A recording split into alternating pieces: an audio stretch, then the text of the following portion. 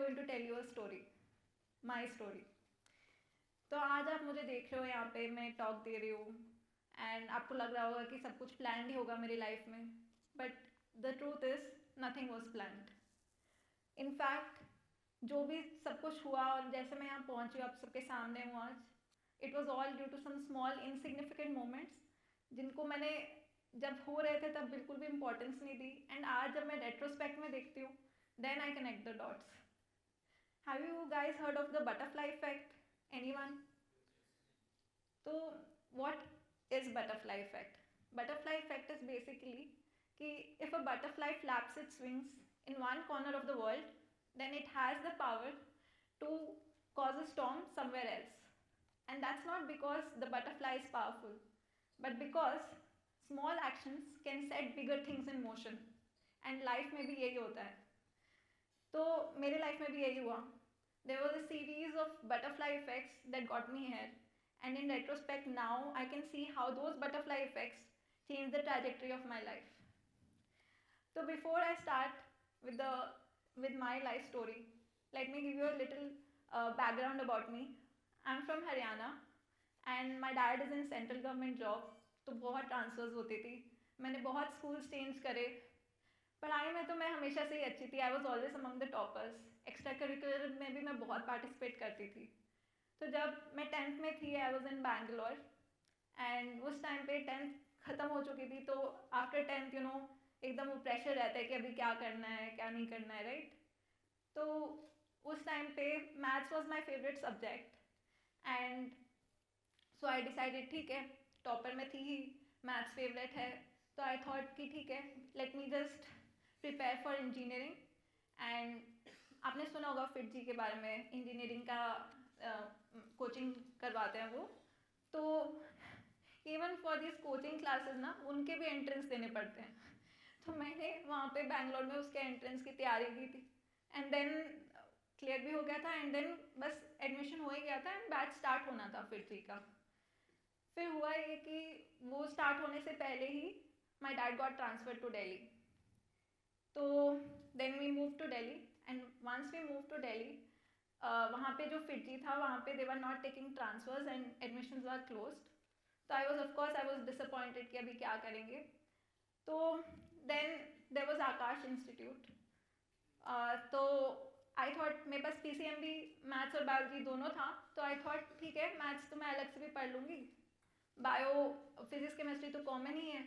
तो I ended up joining Akash institute and because I ended up joining Akash institute तो धीरे धीरे मेरा फोकस थोड़ा मेडिकल की तरफ चला गया and I ended up giving medical entrance. So this is how कि एक ट्रांसफ़र जो बिल्कुल इनसिग्निफिकेंट सी चीज़ थी एंड उस टाइम पे थोड़ी स्ट्रेसफुल चीज़ भी थी, because of that I ended up joining medical coaching.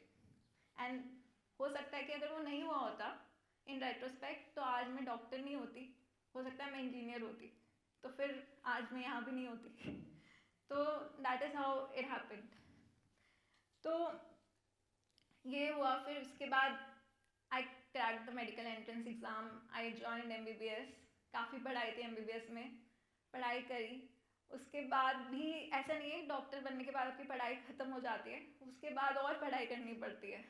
You have to then prepare for your entrance exam which is MD की प्रिपरेशन के लिए। उसमें आपके 19 सब्जेक्ट्स होते हैं, it is very rigorous and very competitive. तो उसकी मैंने तैयारी करी। तो उस टाइम पे बहुत सारी ब्रांचेस होती हैं, तो I wanted to join MD radiology क्योंकि थोड़ा टेक्निकल ब्रांच है, फिज़िक्स भी था उसमें and I used to like something which was more logical, right? तो आई थॉट कि मेरा एप्टीट्यूड रेडियोलॉजी के लिए है, वर्क लाइफ बैलेंस भी अच्छा था, so I was preparing for that. तो जब मेरा पहला अटैम्प्ट था उसमें I did not get radiology, I was getting branches like ophthalmology, psychiatry, surgery, OBG, but honestly मेरा उन सब ब्रांचेस में इंटरेस्ट नहीं था। तो एक मिनट के लिए मैंने सोचा भी था कि ठीक है यार कर लेती हूँ ज्वाइन, वापस कौन तैयारी करेगा, it's like really difficult the whole phase. But then I was like ऐसा ना हो कि लाइफ लॉन्ग रिग्रेट हो जाए, कोई भी ब्रांच ले लिया एंड देन मज़ा नहीं आ रहा है। तो देन आई थॉट कोई बात नहीं, let me give one final try, इस बार जो मिलेगा आई विल एक्सेप्ट इट. तो I started preparing again and it was very stressful. And अगर आपको स्ट्रेस ज़्यादा है तो you end up getting acne also. तो I ended up getting a lot of acne. And इसलिए मेरे सेकेंड अटेम्प्ट की प्रिपरेशन के टाइम पे I had back to back multiple dermatologist visits. तो for the first time I was seeing dermatology not as a subject, not as a doctor, but as a patient.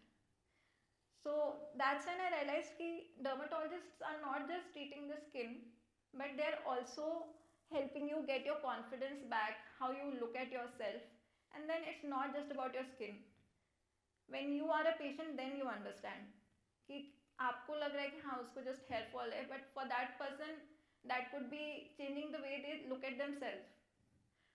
So धीरे धीरे due to that exposure and that whole experience, of course acne was stressful, but I ended up getting more interested in dermatology.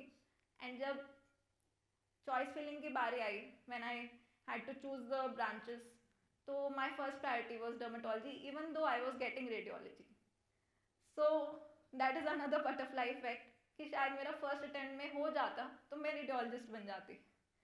But this is what I was destined to be. And that's how life was, you know, through small insignificant moments got me here. तो जब ये हुआ उसके बाद it's not, मैंने सोचा ठीक है अब लाइफ सॉर्टेड होगी, बट नहीं. I ended up joining MD in the middle of 2020. COVID duties back to back, hospitals were overwhelmed and हमारे को भी बहुत कोविड ड्यूटीज़ करनी पड़ी.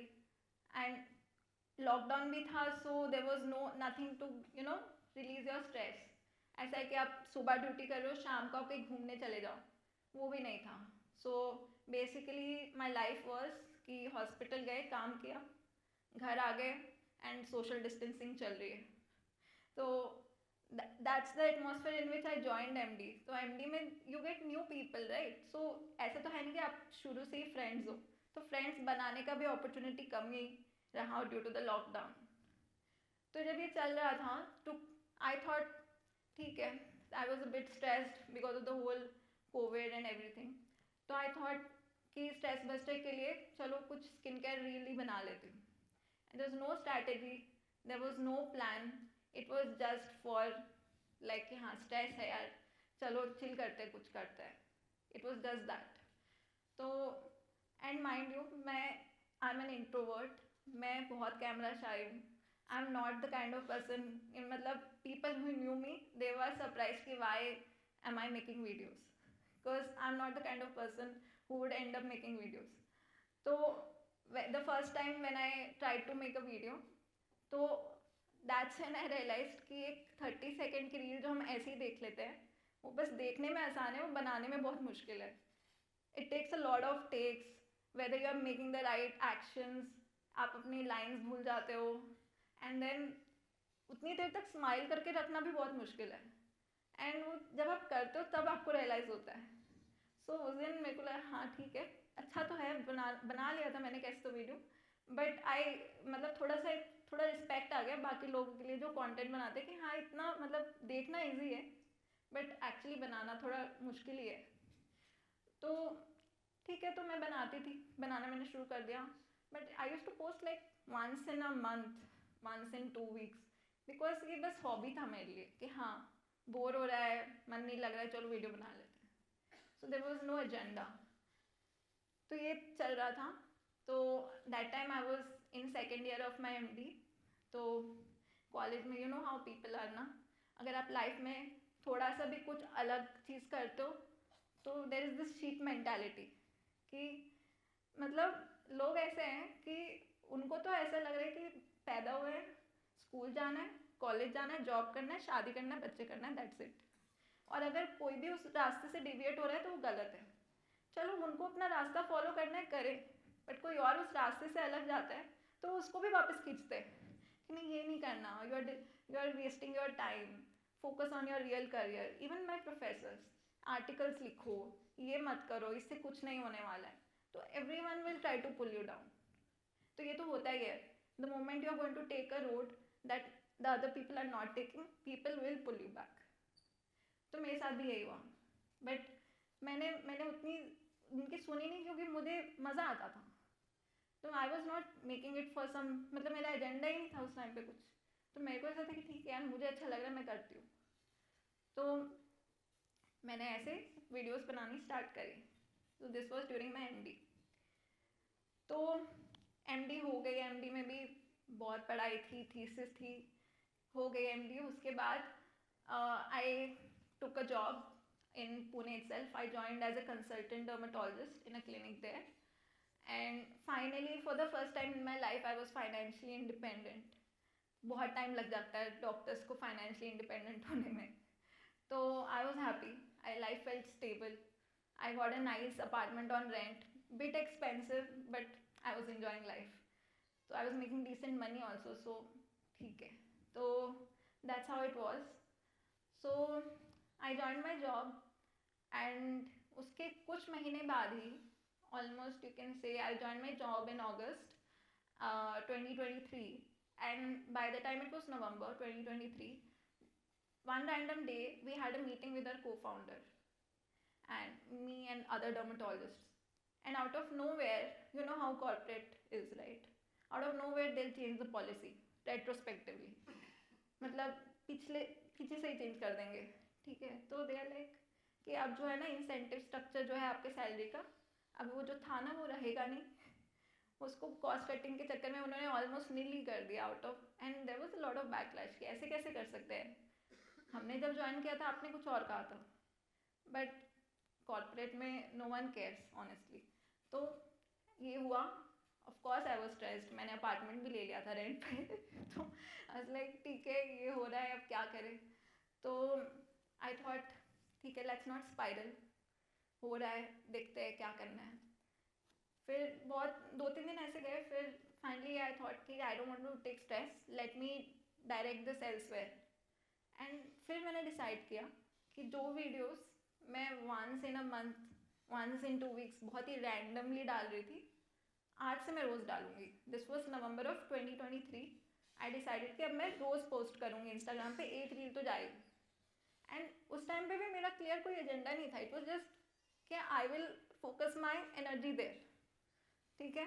तो I started posting daily without fail. कुछ भी होता था, कहीं भी बिजी हूँ, आई वाज लाइक नहीं, आज तो पोस्ट करना है कुछ तो. तो I was posting every day from November of 2023. Then one day, out of nowhere, and I did not expect this.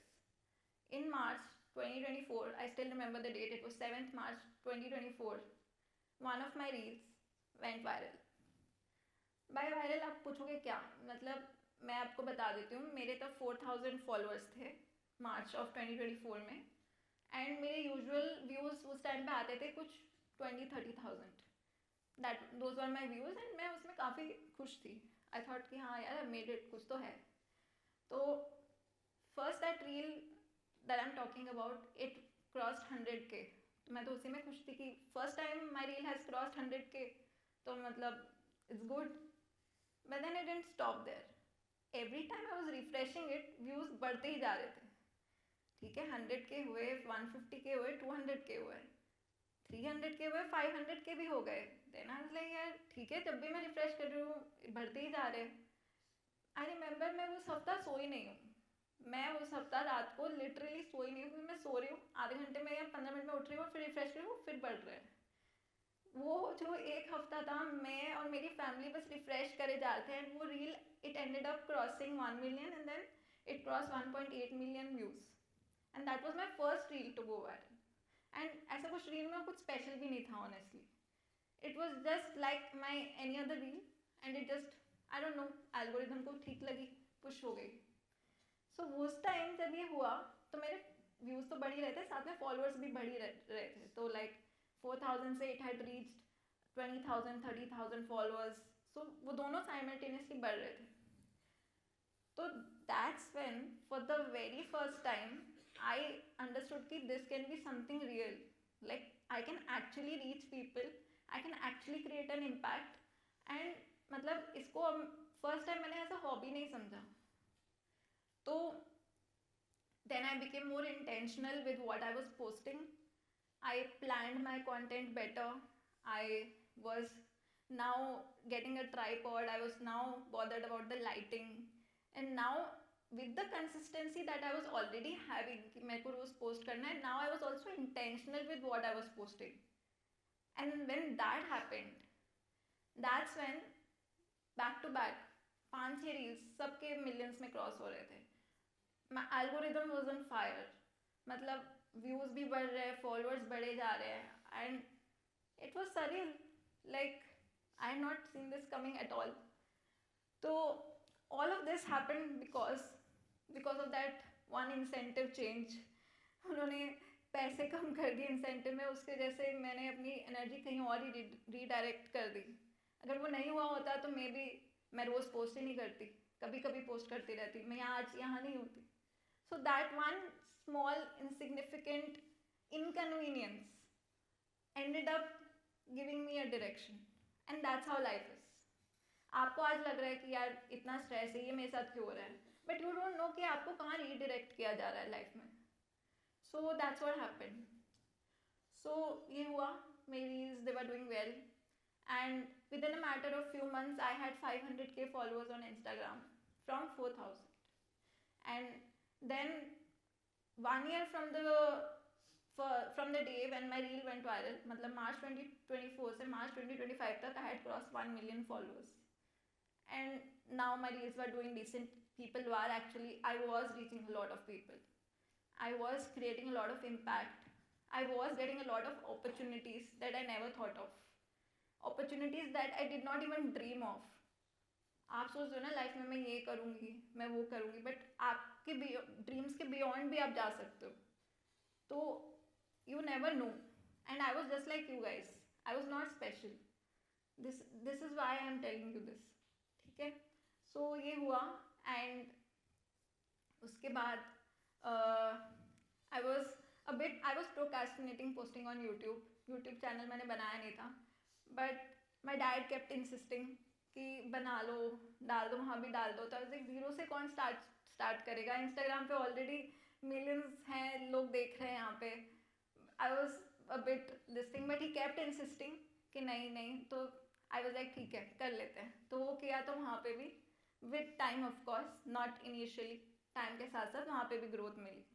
तो दैट शोज़ कि आप, अगर आप में कैपेबिलिटी है, अगर आप कुछ करना चाहते हो, आप कहीं भी करो, कोई भी प्लेटफॉर्म पे करो, आपको मिलेगी, आपको ग्रोथ डेफिनेटली मिलेगी. तो you don't have to feel कि हाँ ज़ीरो से क्यों स्टार्ट करना है. ठीक है. तो ये हुआ, and because of this I got, like I said, कि बहुत अपॉर्चुनिटीज़ आए. उसके बाद I represented India at EADB conference. It was in Paris. I never thought I would represent India, and with a brand like clinic. I don't know if you guys know of this brand Clinique. It is one of the most premium brands. तो मतलब उनको मैं represent करूँगी at a global level. I never thought of it, and that's what happened. Then I never thought I would be giving a TED talk. Then this is what happened. So ऐसी बहुत सारी opportunities unlock हो जाती है. You get to network a lot. And one thing I realise कि आप social media से जितने लोगों को रीच कर सकते हो ना, उतना आप किसी तरीके से नहीं कर सकते. क्योंकि मैं पेशेंट्स देख लूँगी ऊपरी में, मैं कितने पेशेंट्स देख लूँगी. मैं एक रील से I can reach 10 million people, 40 million people, but can I ever even talk to so many people? No, right? So social media has that power.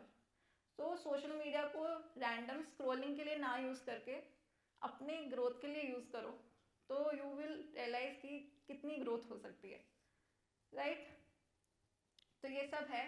Of course मेरी जर्नी यहाँ पे ख़त्म नहीं हुई. ये तो बहुत ही ये शुरुआत है, and there is a long way to go. I hope कि मैं कुछ साल बाद फिर से टेड टॉक दूँ, and then I get to tell कि आगे क्या हुआ. राइट. तो what I am trying to say is कि आपके लाइफ में हो सकता है कि आपका बटरफ्लाई इफेक्ट आज हो या चल रहा हो और आपको रियलाइज़ ना हो. तो जो भी हो रहा है लाइफ में, take it positively, and you never know कि when you look at it retrospectively कि वो आपको कहाँ ले जा रहा था. एंड आई एम श्योर अभी जब मैं आपको बता रही हूँ तो आप लोग कुछ ना कुछ तो कनेक्ट कर ही पा रहे होंगे आपके पास्ट बटरफ्लाई इफेक्ट्स को. राइट.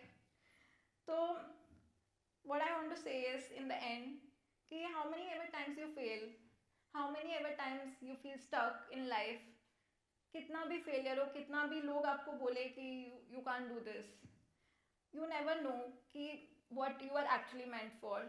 तो लाइफ में ना चाहे लोग कितना कुछ भी बोले, एंड में सब ना ठीक हो ही जाता है. And like Shahrukh Khan says, Hindi फिल्मों की तरह लाइफ में भी ना अंत में सब ठीक ही हो जाता है. और अगर ठीक ना हो तो वो अंत नहीं है, पिक्चर अभी बाकी है मेरे दोस्त. Thank you guys.